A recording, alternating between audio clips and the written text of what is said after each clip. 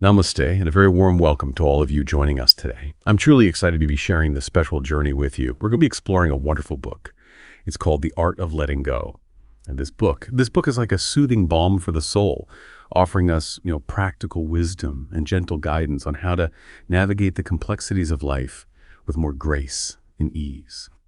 Life can be quite a roller coaster ride, filled with its share of ups and downs. And sometimes we tend to hold on tightly to things that no longer serve us. Whether it's past hurts, worries about the future, or even that overflowing closet we've been meaning to declutter.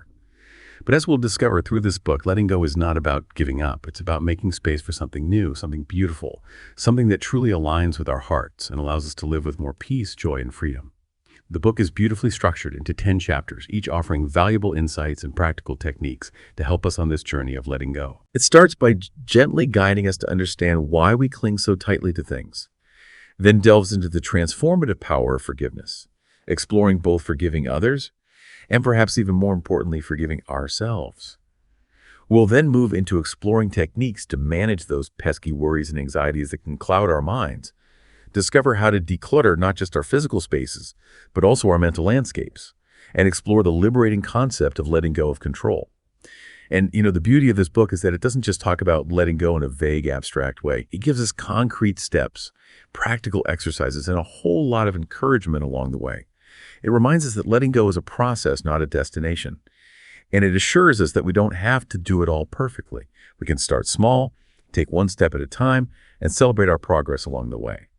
So let's begin with Chapter 1, which lays the foundation for our exploration by helping us understand the real need to let go. Why is it so important to release those things that no longer serve us? Well, you see, holding on to things, whether it's emotional baggage or physical clutter, can have a real impact on our well-being. It's like carrying around a heavy backpack, weighing us down, and preventing us from moving forward with ease and grace.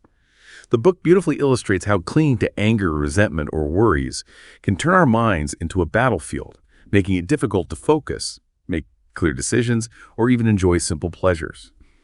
And over time, this mental strain can really take a toll on our mental health, potentially leading to anxiety, depression, and that all too familiar feeling of burnout. Imagine your mind is a beautiful garden. When we hold on to negativity, it's like allowing weeds to grow, choking out the beautiful flowers and preventing them from flourishing. But here's where it gets even more interesting. The book doesn't stop at the mental level. It connects the dots between our emotional state and our physical well-being, explaining how the stress and tension from holding on to things can actually manifest in our bodies. It's like our bodies are sending us a message, urging us to lighten the load and let go. Think of it this way. Imagine you're holding a glass of water. If you hold it for a few minutes, it's no big deal. But if you hold it for hours, your arm will start to ache right. That's what happens when we hold on to emotional baggage for too long. It creates tension, stress, and even pain in our physical bodies. And, it's not just our individual well-being that's affected. Holding on to grudges, for example, can create invisible walls in our relationships, making it difficult for love and understanding to flow freely. It's like holding onto a hot coal, thinking you're hurting the other person, but ultimately you're the one getting burned. Now, you might be thinking, okay, all this makes sense, but how do I know if I'm holding on too tightly? Well, the book offers some clear signs, and these are things we can all relate to. It's like a little checklist, helping us to identify those areas where we might be clinging a bit too tightly. First, there's the tendency to overthink everything. You know how it is. Replaying conversations in our heads, second-guessing decisions, worrying about things that haven't even happened. It's like our minds are stuck on a hamster wheel, going round and round, but not really getting anywhere. And it's exhausting, isn't it? It drains our energy and prevents us from focusing on what truly matters. Then there's that familiar feeling of being constantly stressed or drained. When you're always tense, irritable, or simply exhausted, it's often a sign that you're carrying too much. It's like your internal battery is constantly running low, leaving you feeling depleted and out of sorts. And how about clinging to the past? We've all been there, replaying old hurts, wishing things had gone differently. But holding on to the past keeps us from fully embracing the present moment, robbing us of the joy and opportunities right in front of us. It's like trying to drive a car while constantly looking in the rearview mirror. You might avoid a few bumps in the road, but you're going to miss out on the entire journey. Then there's the struggle to forgive both ourselves and others. It's natural to feel hurt or angry when someone wrongs us, but holding on to those feelings is like carrying a heavy weight on our shoulders. It doesn't punish the other person. It only weighs us down, preventing us from moving forward with lightness and grace. Forgiveness, my friends, is not about condoning the hurtful actions. It's about freeing ourselves from the burden of carrying the past. It's about choosing peace, over resentment. And finally, there's the difficulty in accepting change. Life, my friends, is a constant flow of change. But resisting it or trying to control every outcome creates a lot of unnecessary stress. It's like trying to hold onto a handful of sand. The tighter you grip, the more it slips away. So the book gently encourages us to embrace change, to flow with life's rhythms, and to trust that even when things feel uncertain, there's a bigger plan unfolding a wisdom beyond our limited understanding. So the book gently guides us to understand that letting go is not about weakness or giving up, but about making peace with ourselves and with the flow of life. It encourages us to release what no longer serves us, embrace the freedom of acceptance, and discover the joy of living in the present moment.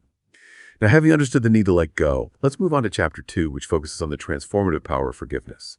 Forgiveness, my friends, is a powerful act of self-love and a vital step towards healing.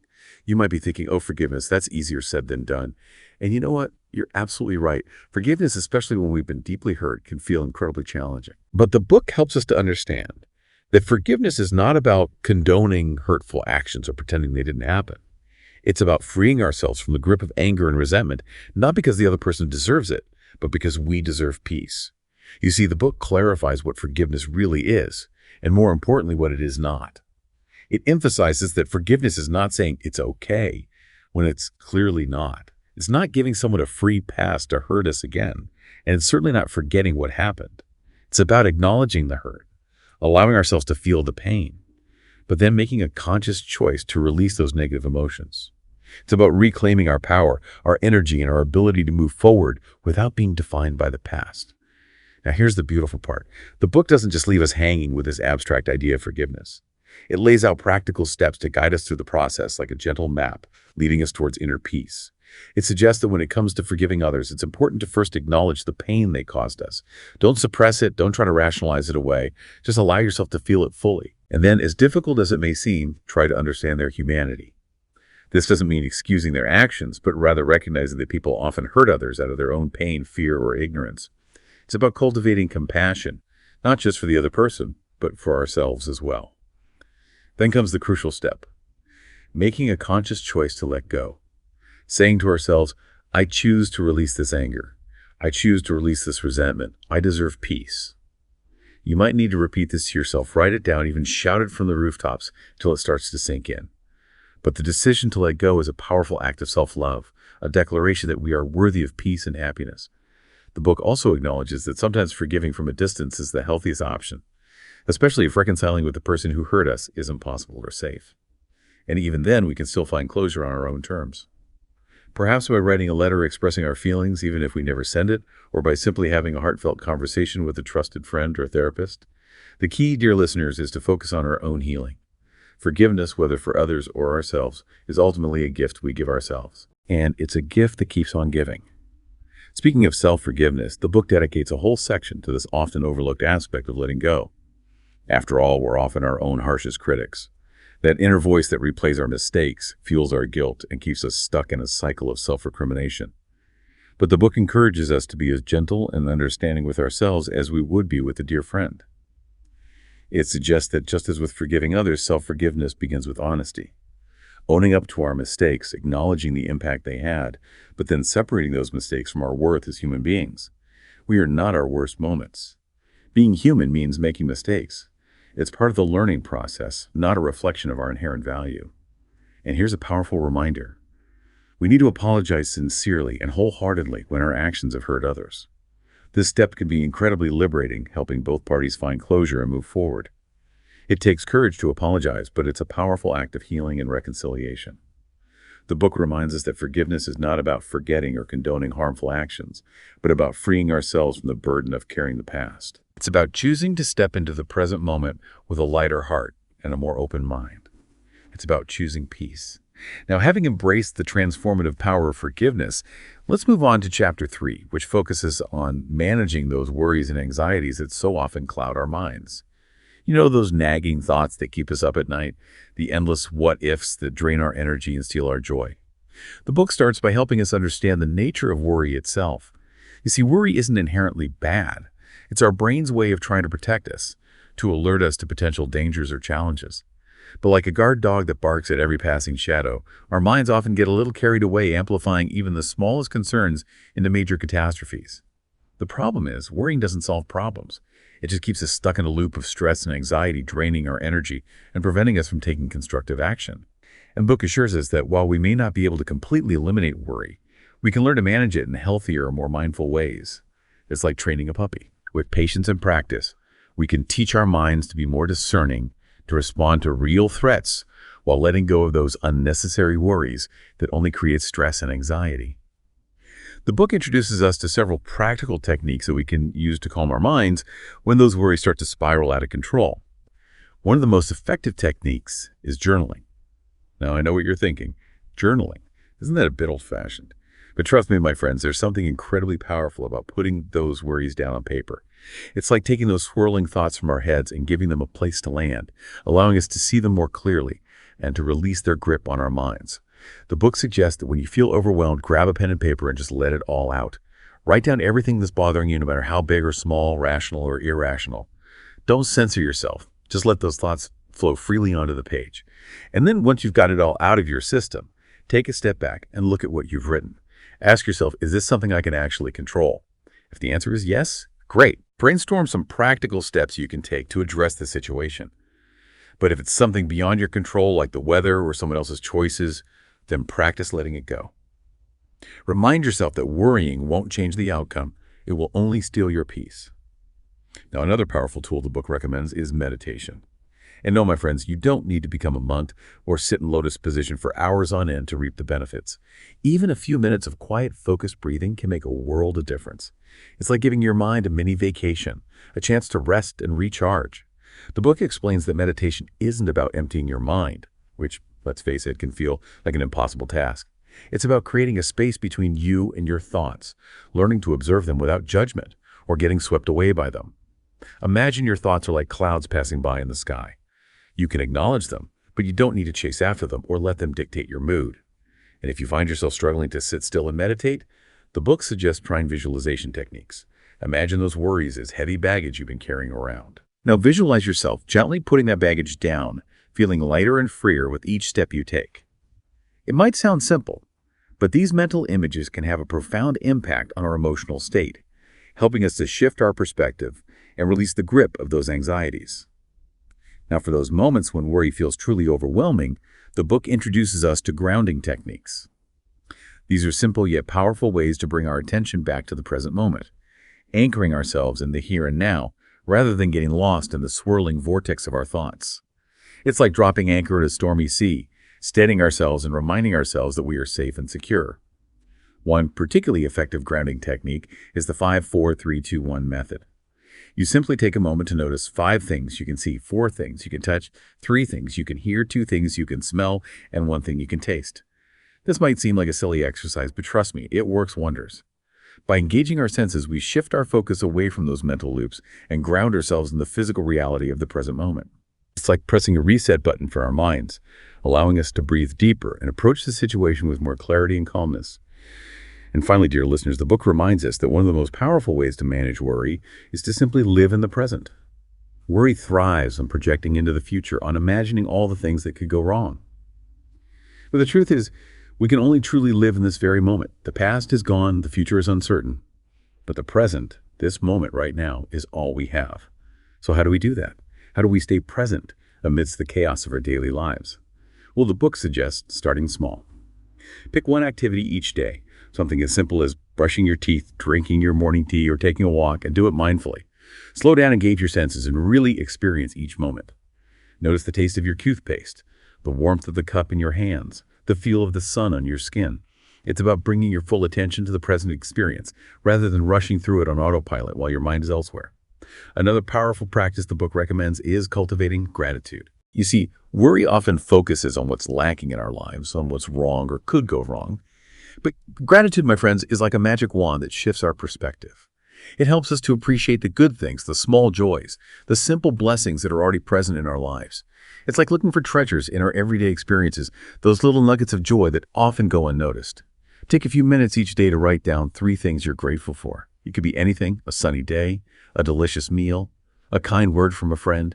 And as you do this consistently, you'll notice your mind's starting to look for the good to savor those moments of joy and appreciation. Gratitude, my friends, is like a muscle. The more we use it, the stronger it becomes. And finally, the book encourages us to let go of perfection. Life is messy, unpredictable, and rarely goes according to plan. And that's perfectly okay. Embracing imperfection, allowing ourselves to make mistakes, and releasing the need to control every outcome frees us from so much unnecessary stress and anxiety. It allows us to relax into the flow of life, to enjoy the journey, rather than constantly striving for an unattainable destination. So, dear listeners, by understanding the nature of worry, practicing these mindful techniques, and learning to live more fully in the present, we can free ourselves from its grip and embrace a calmer, more joyful way of being. Remember, worry is just a thought. It's not our reality. We have the power to choose where our attention goes, and with practice, we can choose peace over chaos. Now, having gained some valuable tools to manage our worries, let's move on to Chapter 4, which focuses on decluttering our minds. It's like our minds are like our homes. They need a good cleanup every now and then to function at their best. When our homes are cluttered, we feel stressed and overwhelmed. It's the same with our minds. When our minds are cluttered with thoughts, worries, and to-do lists, it becomes difficult to think clearly, to focus, and to find a sense of peace. The book highlights how mental clutter, just like physical clutter, can leave us feeling overwhelmed, stressed, and unable to focus. It's like having a million tabs open in our brains, each one vying for our attention, making it impossible to think clearly or find a moment of peace. And just like physical clutter can make it difficult to find things in our homes, mental clutter can make it difficult to find clarity, peace, and joy in our lives. The book defines mental clutter as that constant stream of thoughts, to-do lists, worries, and unresolved emotions that swirl around in our minds, leaving us feeling scattered and exhausted. It's like having a radio playing in the background, constantly bombarding us with noise and distractions. And just like we need to turn down the radio to have a peaceful conversation, we need to declutter our minds to find peace and clarity within ourselves. The book points to several culprits that contribute to this mental overload. First, there's the undeniable information overload of our modern world. We're constantly bombarded with news, emails, social media updates, notifications, and more. It's like drinking from a fire hose of information, and our poor brains just weren't designed to process this much input all the time. Then there are those unresolved emotions that we tend to sweep under the rug, hoping they'll just magically disappear. But you know what? They don't. They linger in the background, taking up precious mental space and energy. It's like having a bunch of unfinished business cluttering up our emotional landscape. And how about those never-ending to-do lists? Saying yes to everything, feeling obligated to please everyone, and taking on more than we can handle leads to a sense of overwhelm and constant pressure. It's like juggling too many balls in the air, always afraid that one or several are about to come crashing down. And then there's perfectionism, that sneaky little voice in our heads that tells us we're not good enough, not doing enough, not being enough. It's a constant critic chipping away at our self-esteem and filling our minds with self-doubt and anxiety. It's like having a critical judge constantly evaluating our every move, making us feel inadequate and unworthy. And finally, there are those unfinished tasks, those projects we started, but never finished, those promises we made, but haven't kept those nagging little reminders that clutter up our mental space, keeping us from feeling truly at ease. It's like having a bunch of loose ends hanging around, preventing us from feeling complete and at peace. Now, the good news is that just as we can declutter our homes, we can also declutter our minds. And the book provides us with some really practical techniques to do just that. It's like having a toolbox full of effective tools that we can use to clear out the mental clutter and create a more spacious and peaceful mind. One of the most effective techniques is the brain dump. It's as simple as it sounds. When your mind feels like a tangled mess of thoughts, grab a pen and paper and just start writing. Write down everything that's cluttering up your mental space, all those to-dos, worries, anxieties, brilliant ideas, and random thoughts that keep popping up. Don't worry about grammar, spelling, or making it sound coherent. Just let it all flow out onto the page. It's like taking out the trash from your mind, allowing yourself to breathe a little easier. And once you've gotten it all out, you can start to prioritize. Ask yourself, what's truly important? What needs my immediate attention? What can wait? And what can I delegate or let go of completely? Remember, we don't need to do it all, and in fact, trying to do it all is a surefire recipe for burnout. Another helpful technique the book recommends is the one thought at a time method.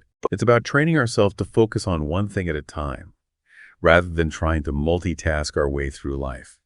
Because let's face it, multitasking is often a recipe for overwhelm and half-finished tasks. It's like trying to juggle too many balls at once. Eventually, you're going to drop something. So when you feel your mind starting to race, take a deep breath and remind yourself to focus on just one thing. Give that one task your full attention, and once it's complete, move on to the next. It's about breaking things down into manageable chunks, creating a sense of order and accomplishment, rather than constantly feeling scattered and behind. And of course, the book reminds us of the power of mindfulness practices. Taking a few minutes each day to meditate, do some deep breathing exercises, or simply sit quietly and observe our thoughts can work wonders for decluttering our minds. It's like giving our brains a much-needed break from the constant stimulation of the world, allowing them to rest, recharge, and reset. It's like pressing the pause button on a movie, giving ourselves a chance to step back, reflect, and gain a fresh perspective. And here's a tip that's especially relevant in our digital age. Unplug regularly. Put down your phones, step away from the computer, turn off the TV, and just disconnect from the constant flow of information for a while. Use that time to connect with nature, read a book, spend time with loved ones, or simply be present with yourself. You'll be amazed at how much clearer and calmer your mind feels after a digital detox. It's like giving your mind a chance to breathe fresh air, to escape the smog of digital distractions and reconnect with the beauty of the present moment. But decluttering our minds isn't just about using these techniques. It's also about setting healthy boundaries. And the book emphasizes the importance of boundaries, both with others and with ourselves. One of the most important boundaries we can set is learning to say no. We don't have to say yes to every request, every invitation, every obligation that comes our way. It's okay to prioritize our own needs, to protect our time and energy, and to politely decline when we simply don't have the capacity to take on more. Remember, saying no isn't selfish. It's an act of self-care. And the more we practice setting this boundary, the easier it becomes.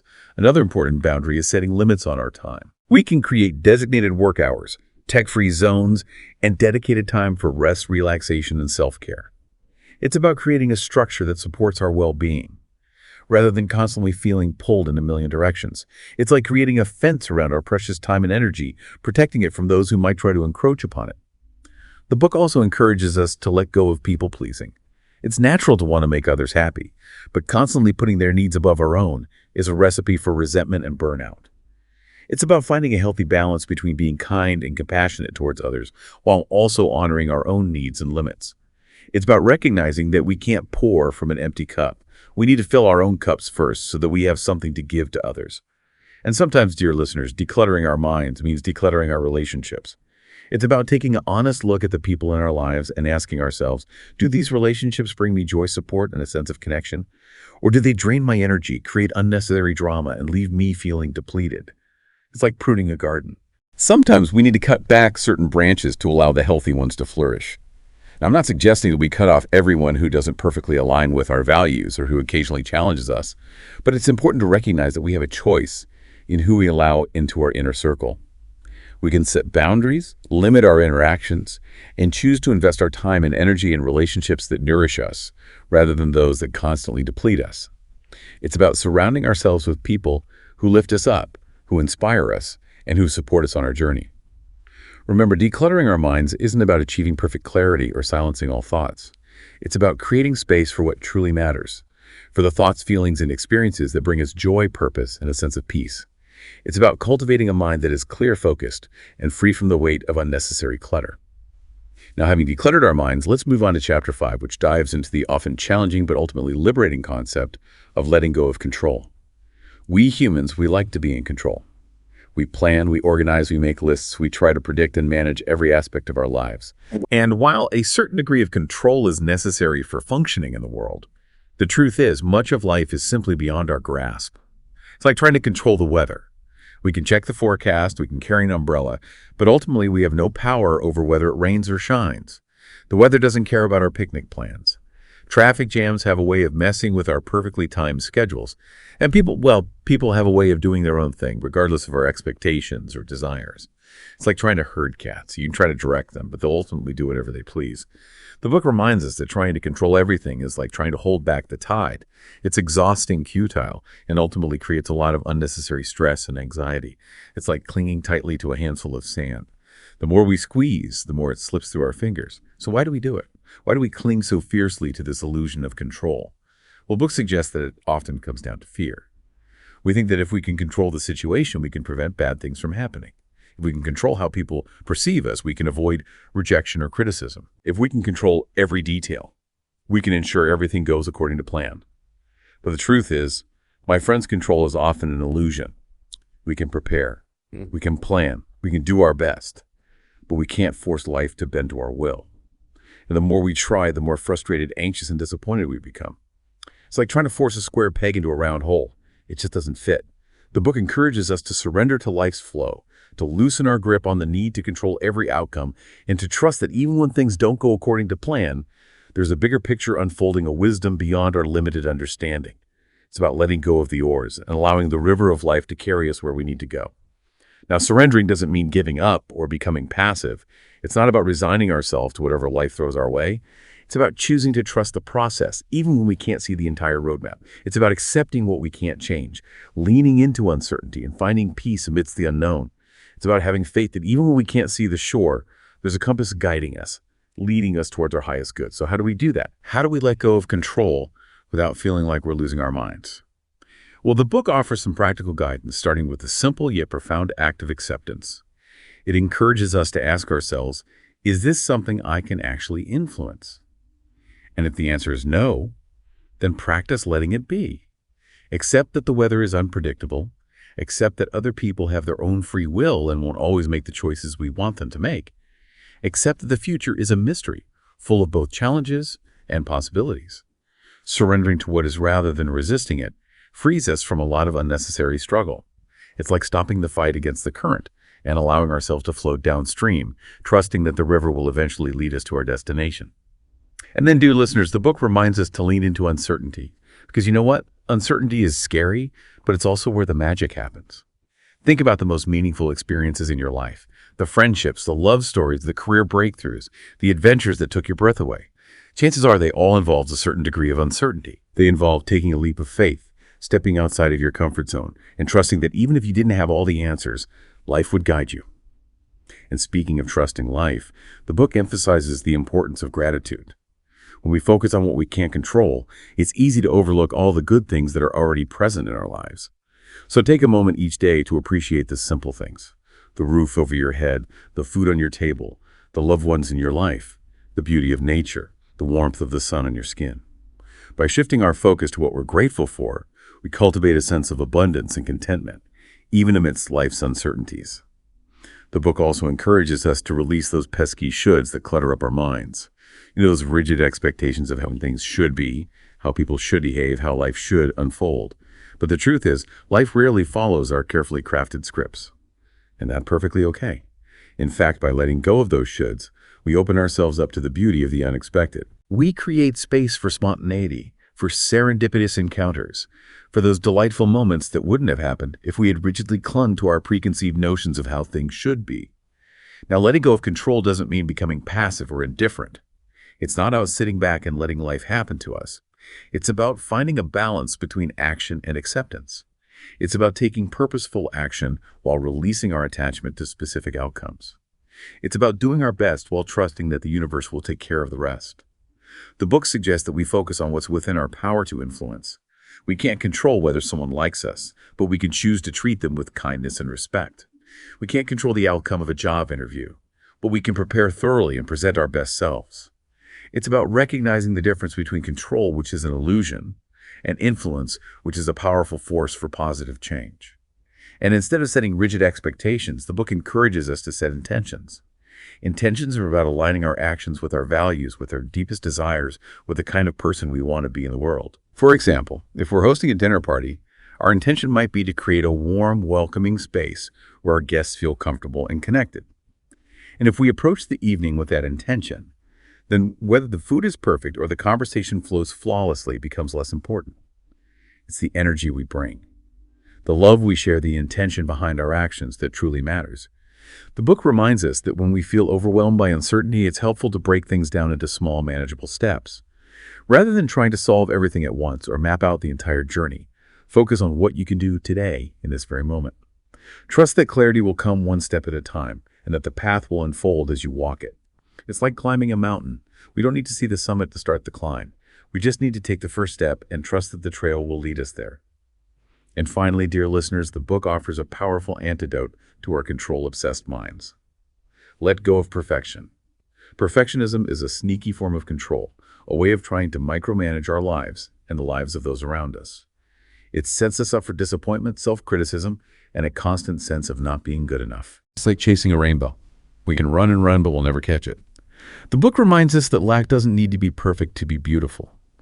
In fact, it's often the imperfections, the unexpected twists and turns, the messy, unplanned moments that make life so rich and meaningful. By releasing the need to control every detail, we create space for spontaneity, for joy, for those serendipitous moments that make life worth living. So, dear listeners, by understanding the illusion of control, practicing surrender, and embracing the beauty of uncertainty, we can free ourselves from a lot of unnecessary stress and anxiety. We can learn to flow with life's rhythms, to trust the process, and to find peace even amidst the unknown. Remember, letting go of control doesn't mean losing it. It means gaining freedom, peace, and the ability to truly live. Now, having embraced the freedom of letting go of control, let's move on to Chapter 6, which explores the concept of embracing minimalism for peace. You see, in our modern world, we're constantly bombarded with messages telling us to buy more, accumulate more, do more, be more.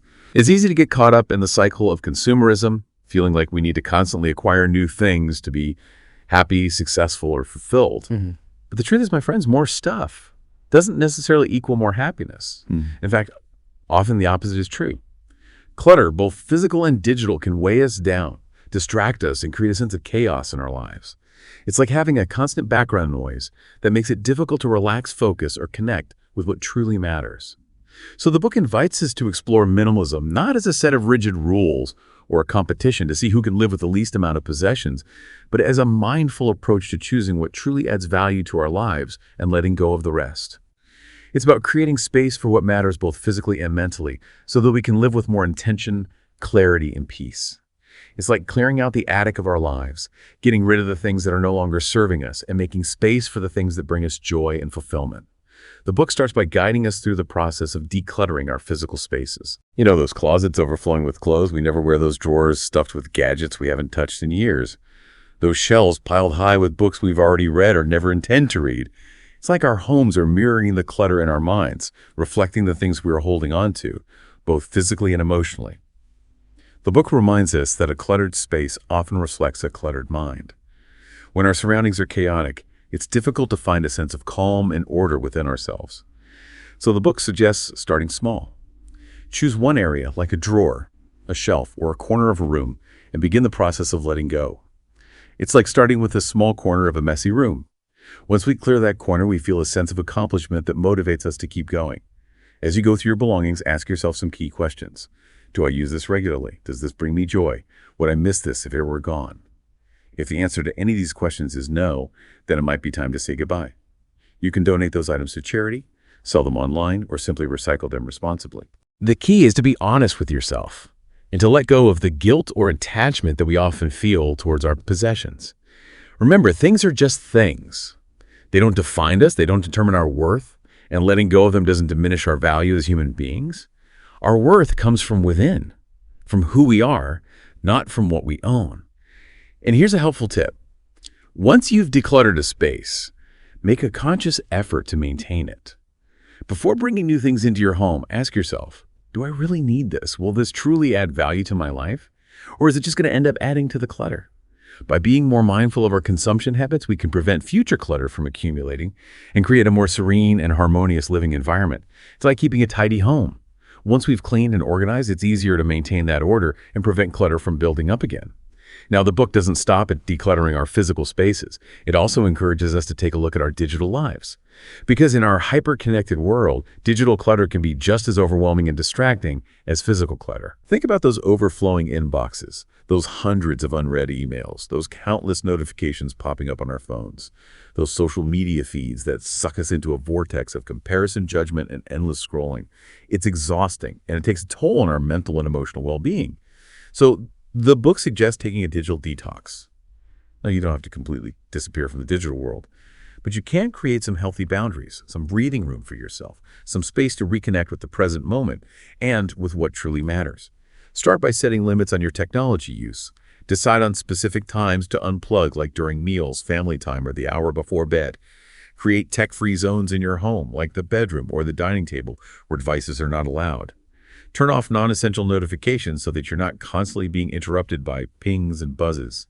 And consider taking a social media break for a day a week or even longer. You'll be amazed at how much calmer, more focused, and more present you feel when you're not constantly bombarded with digital stimulation. It's like giving your mind a break from the constant noise and chatter of the digital world, allowing it to rest, recharge, and reconnect with the peace and quiet within. Now, another aspect of digital minimalism the book encourages is organizing your digital life. Unsubscribe from newsletters you never read, create folders to organize your emails, delete apps you no longer use backup, and organize your photos and streamline your social media feeds by unfollowing accounts that don't inspire you or bring you joy. These simple acts of digital decluttering can make a world of difference, freeing up mental space and reducing the overwhelm that comes with digital overload. But embracing minimalism isn't just about getting rid of stuff. It's about shifting our mindset, about challenging the consumerist culture that tells us we need more to be happy. It's about discovering the joy of less.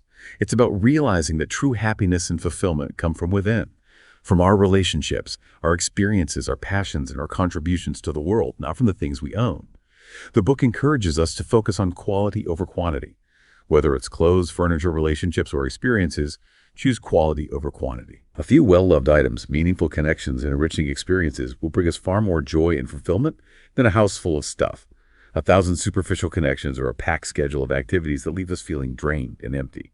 It's like choosing to savor a delicious home-cooked meal with loved ones, rather than stuffing ourselves with fast food that leaves us feeling bloated and unsatisfied. The book also invites us to celebrate simplicity, to find joy in the everyday moments, the quiet mornings with a cup of coffee, the walks in nature, the meaningful conversations, the simple pleasures that don't require a lot of money or effort. It's about slowing down, appreciating what we already have, and finding contentment in the present moment. It's about noticing the beauty in the ordinary, the wonder in the mundane, and the magic in the everyday. And that, my friends, is what intentional living is all about. It's about aligning our actions with our values, with what truly matters to us. It's about spending our time, energy, and resources on things that bring us joy, purpose, and a sense of fulfillment. It's about living a life that is true to ourselves, a life that reflects our values and priorities, a life that is filled with meaning and purpose. The book reminds us that we don't need to constantly strive for more, to accumulate more, to achieve more. True peace comes from within, from a sense of contentment with who we are and what we have. It comes from recognizing that our worth is not determined by our possessions, our accomplishments, or our social status. Our worth comes from our inherent goodness, from our capacity to love, to create, to contribute, and to make a difference in the world. So, dear listeners, by decluttering our physical and digital spaces, by shifting our mindset towards simplicity and intentionality, and by embracing the joy of less, we can create a more peaceful and fulfilling life. Remember, minimalism isn't about deprivation. It's about freedom. It's about freeing ourselves from the weight of excess so that we can focus on what truly matters. Now, having embraced the concept of minimalism, let's move on to Chapter 7, which focuses on cultivating mindful relationships. Relationships, my friends, are the heart and soul of our lives. They shape who we are, they influence our emotions, and they play a vital role in our overall well-being. When our relationships are healthy, supportive, and fulfilling, they uplift us, inspire us, and bring us joy. But when our relationships are toxic, draining, or filled with conflict, they can weigh us down, drain our energy, and prevent us from experiencing true peace. So the book encourages us to approach our relationships with awareness, intentionality, and compassion, to cultivate mindful connections that nourish us, support us, and bring us joy. And it starts with recognizing the difference between healthy and unhealthy relationships, between those that lift us up and those that drag us down. The book helps us to identify the signs of toxic relationships, those connections that consistently leave us feeling drained, anxious, or unworthy, relationships where there's a lack of mutual respect, where we feel constantly criticized or manipulated, where we walk on eggshells, afraid to express ourselves authentically. It's like being in a garden where the plants are wilting, the soil is depleted, and the air feels heavy. And it reminds us that sometimes the most loving act is to create distance from those toxic relationships. Now, I know that this can be incredibly difficult, especially when it involves family members or people we've known for a long time.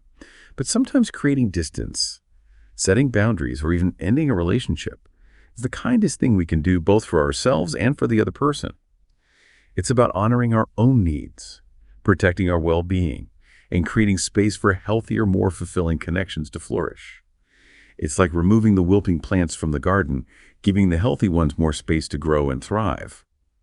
The book also provides guidance on nurturing those healthy relationships, those connections that bring joy, support, and a sense of belonging into our lives. It reminds us that healthy relationships don't just happen. They require effort, intention, and a willingness to show up authentically. It's like tending a garden. We need to water the plants, give them sunlight, and nurture the soil to help them grow strong and healthy. One of the most important ingredients in any healthy relationship is active listening. It's about truly hearing what the other person is saying, not just waiting for our turn to speak or offering unsolicited advice. It's about putting down our phones, making eye contact, and giving the other person our full attention. It's about listening with our hearts as well as our ears, seeking to understand their perspective, even if we don't agree with it. The book also emphasizes the importance of open and honest communication. It's about expressing our thoughts and feelings clearly and respectfully, even when it's difficult. It's about being vulnerable, sharing our joys and sorrows, our hopes and fears, and creating a safe space for the other person to do the same. It's about creating a space of trust and understanding where we can share our authentic selves without fear of judgment or rejection. And you know what? It's okay to disagree, to have different opinions, to see the world from different perspectives. In fact, those differences can enrich our relationships, challenge us to grow, and deepen our understanding of each other. The key is to approach those disagreements with respect, with a willingness to listen, and with a desire to find common ground. The book also reminds us of the importance of showing appreciation. It's easy to take our loved ones for granted, to get caught up in the busyness of life, and forget to express our gratitude for their presence in our lives. So take a moment each day to tell your loved ones how much you appreciate them.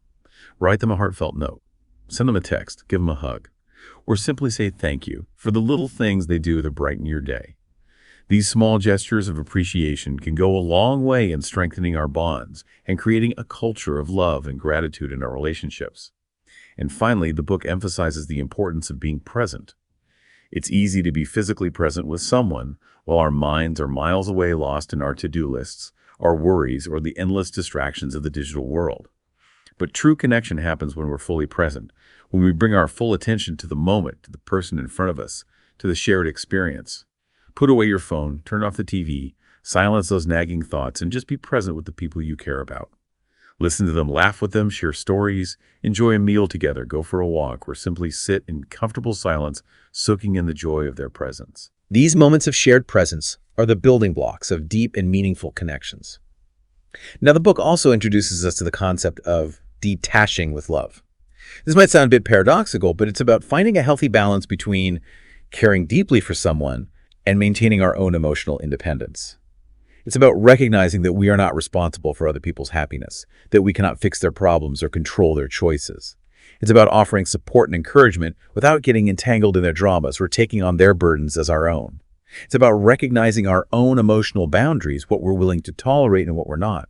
It's about communicating those boundaries clearly and respectfully, and about being willing to step back or create distance when those boundaries are crossed. Detaching with love is not about being cold or indifferent. It's about recognizing that true love allows for space for individuality, for each person to grow and evolve at their own pace. It's about loving someone enough to let them be who they are, to make their own choices, and to learn from their own experiences. And you know what? Detaching with love often starts with self-love. The more secure we are in ourselves, the more we value and respect our own needs, the easier it becomes to create healthy boundaries and to detach from unhealthy attachments. It's about recognizing that our own well-being is just as important as the well-being of others, and that by taking care of ourselves, we're better able to show up fully and authentically in our relationships.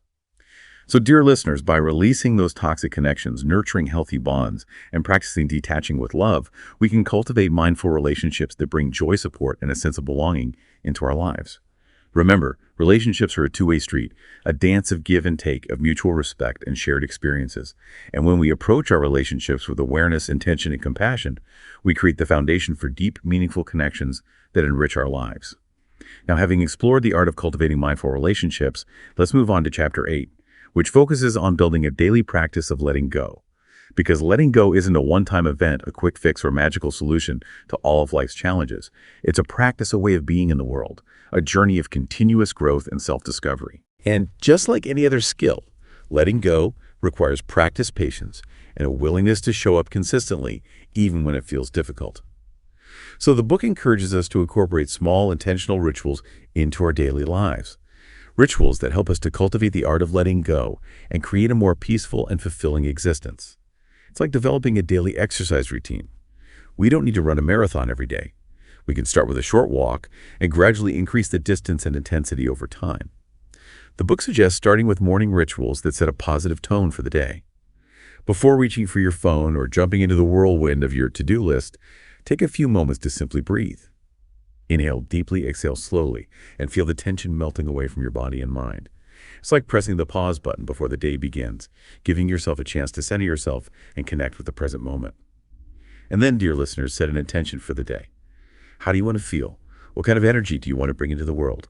Do you want to feel calm, focused, creative, joyful, compassionate? Choose a word or a phrase that resonates with you, and repeat it to yourself throughout the day, letting it guide your actions and interactions. And of course, the book reminds us to start the day with gratitude. Take a few minutes to reflect on all the good things in your life, the simple blessings that we often take for granted. Write them down in a gratitude journal. Share them with a loved one, or simply hold them in your heart with a sense of appreciation. This practice of gratitude sets a positive tone for the day, helps us to focus on the abundance in our lives, and reminds us of all the things we have to be thankful for. And you know what? Moving your body is a wonderful way to release stress and tension, to get those endorphins flowing, and to boost your mood.